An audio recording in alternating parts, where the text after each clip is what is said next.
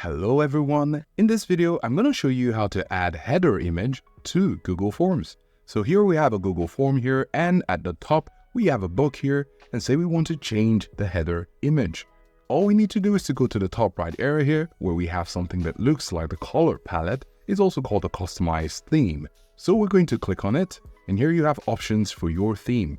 And here you can see header. So you could change the image by clicking on the X here, which is going to take out the image. As you can see, the image is no longer there because we just removed it. And then we're going to click on choose image.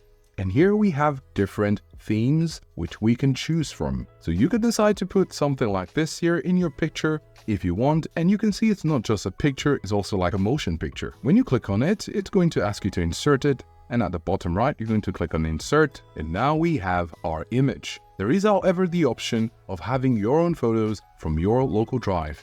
So in order to do that, we're going to cancel this again, click on choose image, and then we're going to have the option to upload an image. So you have two options. You could browse on it, or you could drag the file and drop it here. And the third option is to go through your photos. These are photos which could be found in your Google Drive.